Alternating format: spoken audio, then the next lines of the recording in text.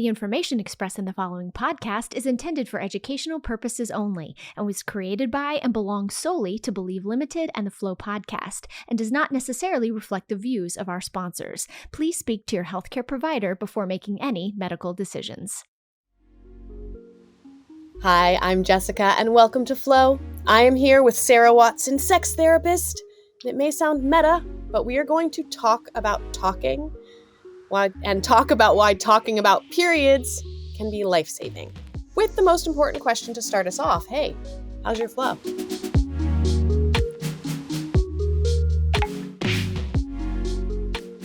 Welcome once again to Flow. We start our flow with the quick check-in to normalize the reality of menstruation. So, hey, Sarah. Hey, how you doing? What's happening? I mean, this is straight talk about extreme periods, right? It sure is. I can't wait to hear what you're going to share. My shit is fucked up.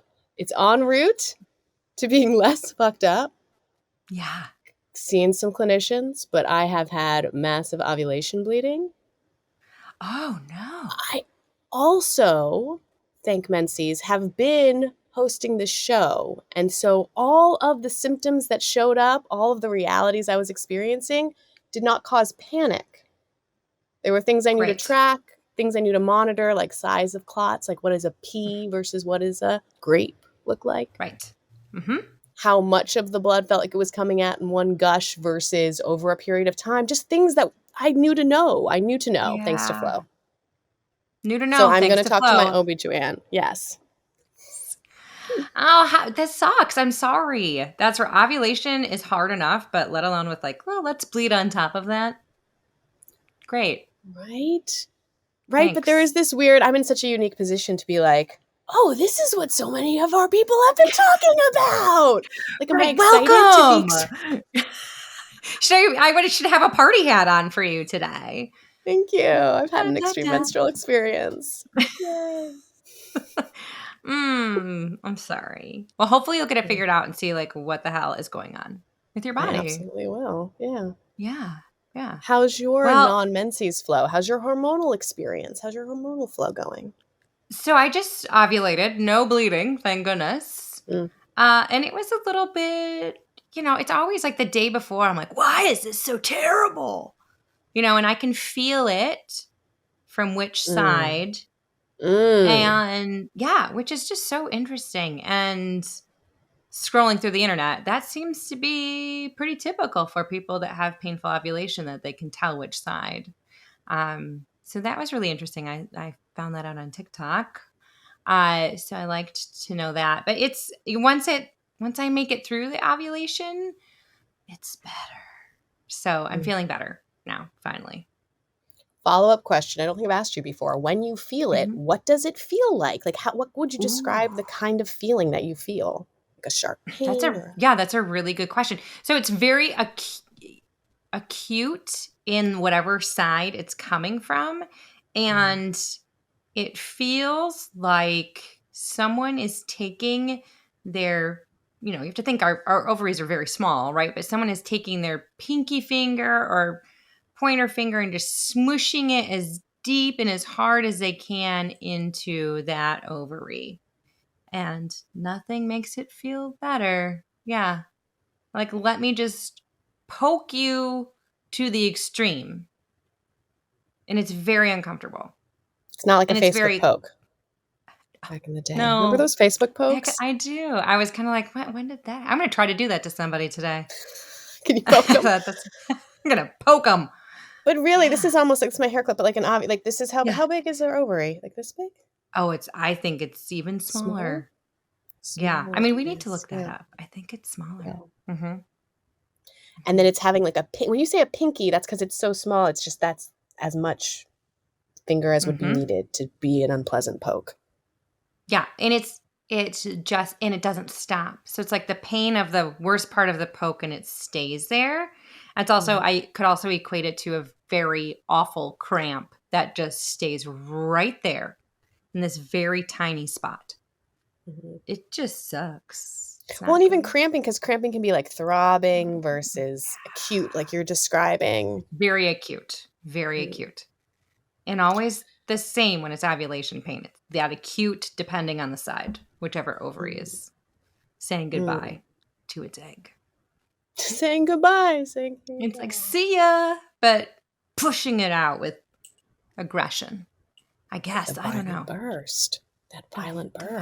Violent burst. Yes, yes. The very active role of ovulation. Well, I'm glad we added some color and details to what ovulation pain might feel like, because it's important to talk about your periods.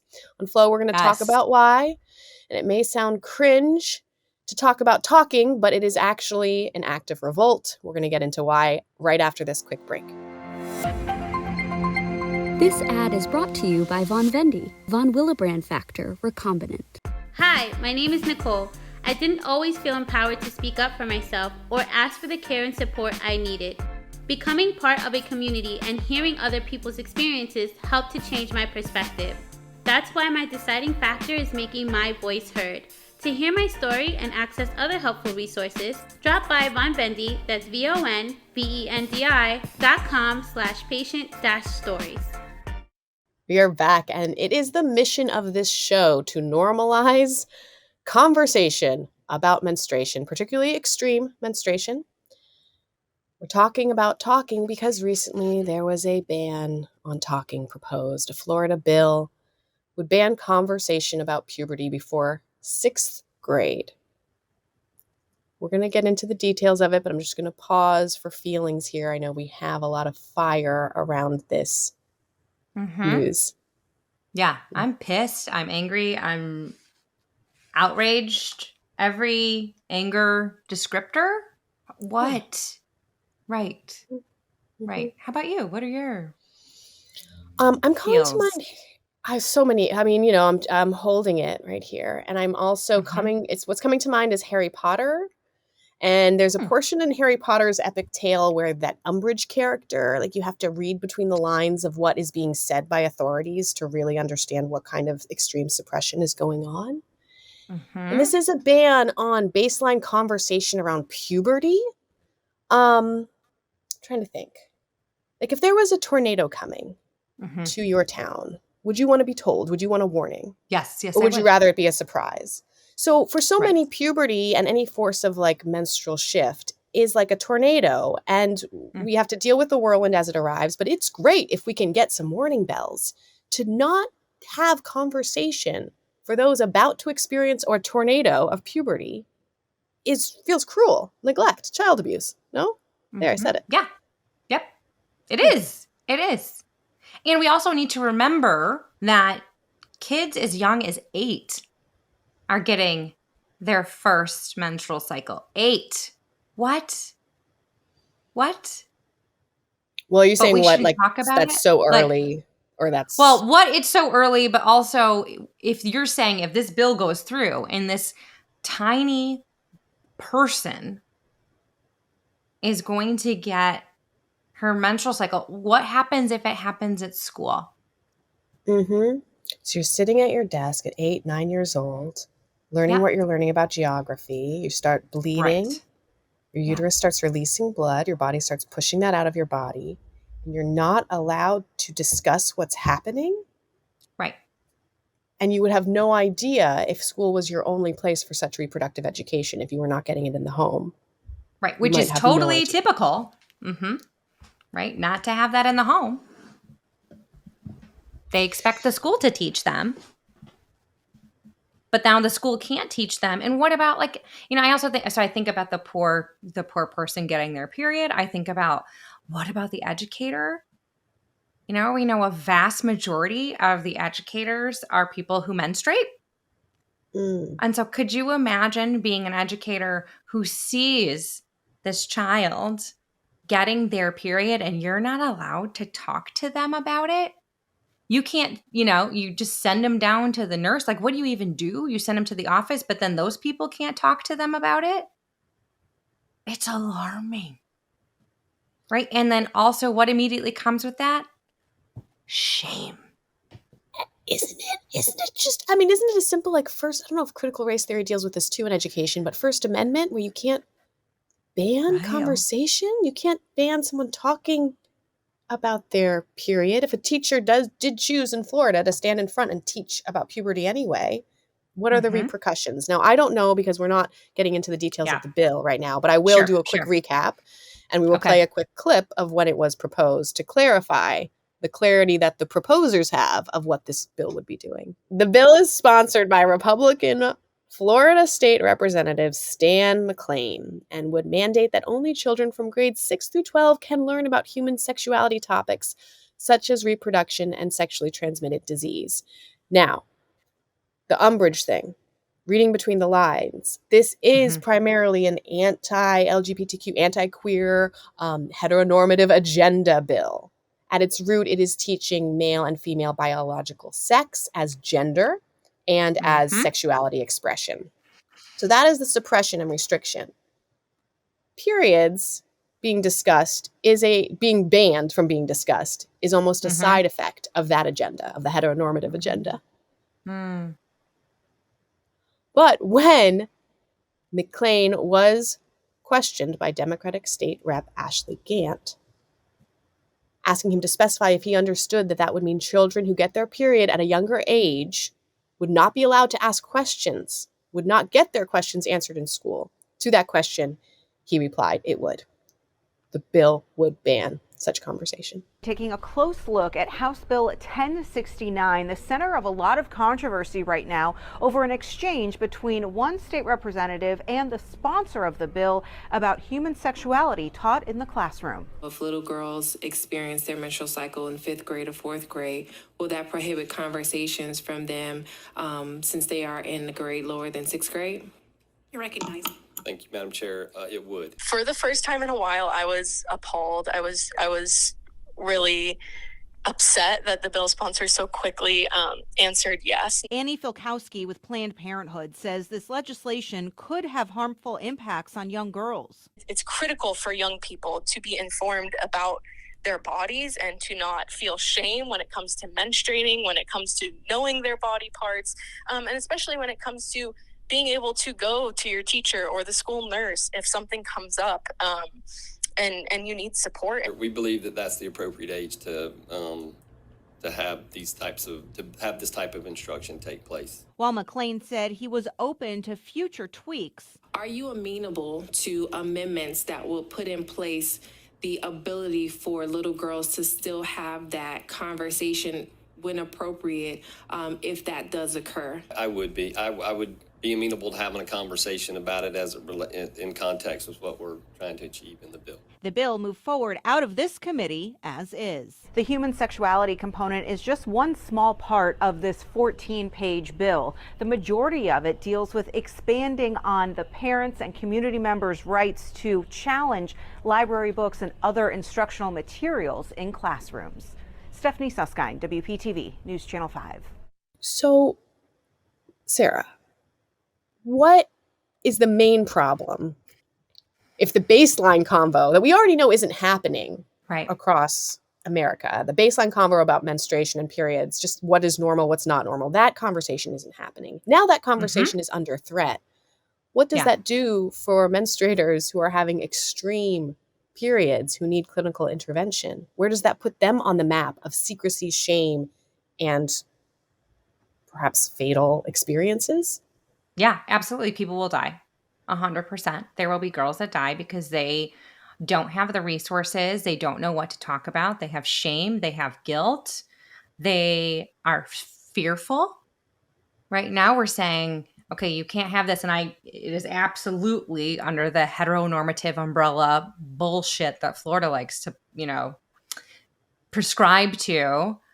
And when we can't talk about what's naturally happening in our bodies, it's why Stan freaking McClain is on this earth, because he came from someone who released an egg.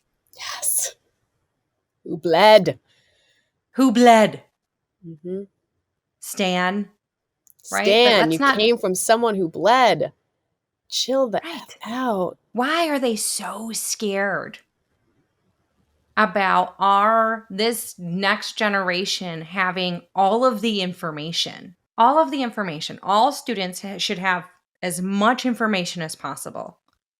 We know that this heteronormative, monogamous, let's push abstinence, at least in that direction, is a failure. It does not work. The Guttmacher Institute talks about it often, has researched it. It doesn't lower birth rates in adolescents. Their teens or whomever are less likely to use contraceptives. And so when that happens, disease and birth rates go up. It teaches heteronormative as the end all be all, and we know it's not. And gender stereotypes, right? And we know that the AMA and ACOG also are like, heck no, this is not going to work. And then also majority of parents want this taught in schools. Like, give our kids the information. Because when they don't, that shame and guilt carries with them. And where do they end up? Oh, in my office. Which could be a lovely place to be. Love to be. Which is great. Yes, I want to talk to you about all the things. But I've also seen the impact of what it's like for a 50-year-old woman to get the education that she should have had as a young girl. And the detriment and the sadness and the grief that comes with that because she didn't have it her whole life. About her own body. And the restrictive conversation, the idea of restricting conversation breeds more of that unknowingness, lack of self, ability to identify what's going on in the body. That overcrowds the medical sector with people who don't understand what's going on in their body. Right. And so then a girl could end up in the hospital because she doesn't know what's happening, that she's getting her menstrual cycle. When maybe and I know this is extreme, but like to look at if someone ends up in the ER because they don't know what's happening to them and taking up space, but maybe there's someone down the hallway who's having a real medical emergency, but this person who is having her menstrual cycle, her menses, isn't having an emergency. This is normal. Let's just put some more on our providers who also don't have the time to explain that. The basics, when the basics could be delivered at other times in a human life and other times in our education system, where it's like, why is it scary information for Stan? Why is it scary information to talk about blood? Why is, as the bill proposes, the goal to only teach abstinence from sexual activity outside of marriage as the expected standard for all school-age students while teaching the benefits of monogamous heterosexual marriage? So it's a marriage propaganda bill. Yeah, shocking. And irregardless, so it's like, even if you want to propose that, Stan, don't include banning conversation about puberty. Like, I'm not happy with that bill in any degree, but if that's your goal, to keep monogamous heteronormativity happening, bleeding's still going to happen there too. Periods are still going to happen in your upholding of this institution of repressive marriage. Right. Does need to be discussed. Comedians discuss it. Comedians offer the best education we have for some folks. There's a wonderful clip you sent me on Instagram I'm going to play. So I'm 33, and I don't think I'll ever have a handle on my period. Every month I'm like, I feel so bad. What is it? Is it my boyfriend? No, it's my period. Is it my job? No, it's my period. Is it my mom? Well, it's kind of a two-hander here. They're in cahoots this month. And because I am always caught off guard, I'm just roaming the earth unprepared and bleeding everywhere. I'm bleeding 1/4 of every month.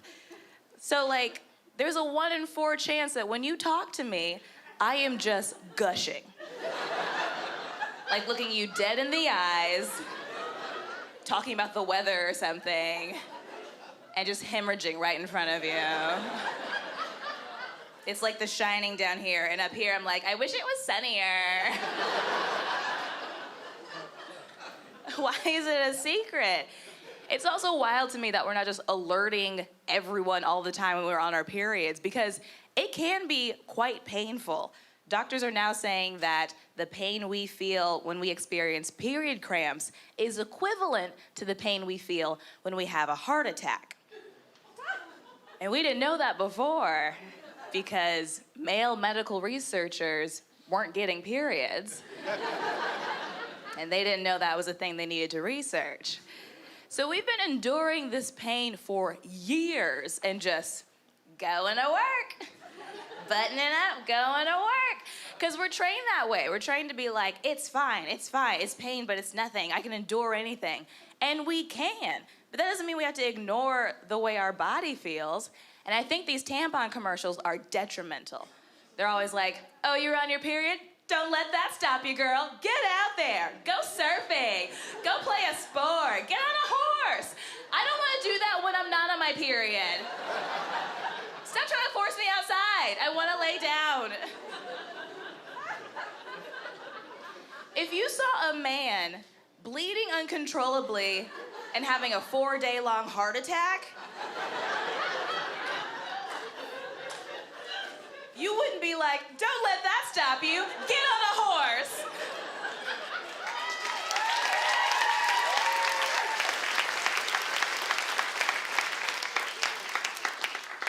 You'd at least be like, lay down. But that shows you how strong we are, that we can endure all that and still go to work and still go to school and still finish our stuff. Like, that's awesome. Right? But there should be a trade-off. Like, yeah, I'll go to work, I'll do everything I'm supposed to do, but I should be able to openly talk about how I feel. Like, if you go to work and someone calls you out, like, I noticed you were a little late today, Sandra, it should be well within your rights to be like, oh, I woke up with a pussy heart attack today, so things are gonna be a little slower today. All right, thank you very much. Okay, so we're talking about the culture of it's fine, just keep going. No, I mentioned at the beginning of this episode, I'm going through a little extreme thing, but it's fine. I have to keep going. Now, again, I'm not panicking, which I think would have taken me to my knees if I was someone experiencing this who did not know what was happening. Sure, of course. But this culture of keep going, get back on that horse. Literally and figuratively, right? When we know, right, like that, the pain that we experience, if you experience pain with your cycle, is equivalent, could be equivalent to a heart attack, right? Like, hello, that clip just said equivalent to a heart attack, right? But keep going, right? Power through. Girl boss bullshit. No, honor your body. Honor your body, and I know we're going to get into another aspect of this, but like discipline, the self-discipline thing, the having to be hard on yourself, the fact that, at least this is my perspective, no one's going to be harder on me than me, because that's cruelty. I want to be the hardest on me. So if I'm experiencing pain, I'm going to have to deal with when I need to take a knee or when not. No one else is going to make that decision for me. So then what do you do if you're experiencing extreme things and you go into a doctor's office and they suggest some of those things, like just drink more water, just try an elimination diet? That's a very frustrating response for a lot of people experiencing extreme symptoms, but it might be a necessary course of action, because then you still have to sit in front of a clinician who's dismissing pain, or you might need to sit in front of a clinician dismissing pain and say, with all of this reality, what is left is the pain. And we're supposed to push through. We have no tools. And just go do your job. Go live in this patriarchal capitalistic society that doesn't make space for women to go through painful menstrual cycles and acknowledge it. And we are here because, or all of those men are here because of the people who menstruate, right? We bring life. What would it look like to have it centered around menstruation? Like in the utopia of a society built around, like in the tribal days, birthing, youth, and menstrual practice. I mean, what would it look like? It's having enough people aware of what needs to happen, so that even if one person is down menstruating, it still happens. There's a lot of communication. There's a lot of talking. Yes. Communication, community. There would be no shame. Menstrual products would be free. Sure. Right? There would be space and time given to those in corporate world where that you're not going to just get bereavement and parental leave. You could have menstruation leave, right? Where you can take care of yourself if you're having extreme periods. I think there's one of my favorite books is called The Red Tent. And it's so good. We might have mentioned it last season, but love it. And they talk about just how women took care of each other in this book while they were on their menses. Like that it's more of a community, right? That there's no hiding the tampon up your sleeve when you go to the bathroom. Where it's, I'm going to just carry it, or your cup, whatever, because I don't menstruate anymore. Like, loud and proud, here it is, right? And that people who don't menstruate would be informed as well. Right. And because not like, have remember then they were sending Sally Ride to space for 6 days. And they sent 100 tampons. Mm-hmm. Knowledge is power. I mean, yes. I get flabbergasted. And knowledge is logic. Like, 100 tampons is not a logical week-long supply. Mm-hmm. And it is a great example of misinformation. We live in the post-truth era and all, for whatever that means. Like, we're here holding the fort, trying to just keep it real with menstrual combo. But people can find conflicting messages online. I mean, CPCs, crisis pregnancy centers across the country will tell you that they're going to give you real information about pregnancy support. And they don't, right? And they don't, and they're not. So it's challenging to be a menstruating human looking for reality information. The best thing you can do is know yourself and then talk to other people experiencing what you're experiencing. The best thing you can do is be armed with the tornado warning before the tornado arrives. Right. And then if you're concerned, right, like if something doesn't seem normal or typical to those people that you've talked about, then say it, right? There's no shame in being like, holy hell, what is going on? I had this extreme pain, or look at the size of this clot, right? Because that could be indications of something else, right? Let's not just get back on the horse. No, talk about it. Talk about it. Ask questions. Find a provider that you like. Move out of Florida. Get the hell out of Florida. Florida, man. There's a local radio station here that does a whole thing on Florida almost every day, and it's Florida's effed up. Like, what happened in Florida again? Yeah. See, so if we have any listeners in Florida, if we do and you're menstruating, we'd love to talk to you. We want to make sure you're okay, but also like, what is it like on the front lines of what is happening for the state there? Yes. Get in touch. We want to collect more clips too from those of you willing to share, willing to talk about it. I know we have a couple set recordings with some folks. If you're interested, reach out to us. Please. It's a mailbag at bloodstreammedia.com if you want to email us. Or you can contact Jess or I on Instagram. We are happy to chat with you. Please, please, please. We want to hear your stories. We want to know what's going on. We want to be able to support you too through all of this, because we're all on our own journeys. But as we were talking about, community is so important, and we're here for the conversation. Here for the combo. And I feel the difference when menstruators speaking that I speak to over the past 5 years of conversation. Like, fibroids was not a word that was as common. So there isn't feeling the ripple effect. Yes, of people absolutely. Adding to the combo online, I guess. Yeah, for sure. Absolutely, on social media. Well, we're going to keep talking about it. That's it for now, but join us every month, the second Thursday of each month, for new episodes of Flow, straight talk about extreme periods. And hey, would you leave us a review? Give us some stars. And if you're on TikTok, follow at How's Your Flow. Sarah, see you soon. See ya. Flow is produced by Bloodstream Media and edited by Kay Vermeil. Shout out to Flow's creative director Amy Board and hosts Jessica Richmond and Sarah Watson. New episodes are available the second Thursday of each month. Hey, that's the day after I start menstruating.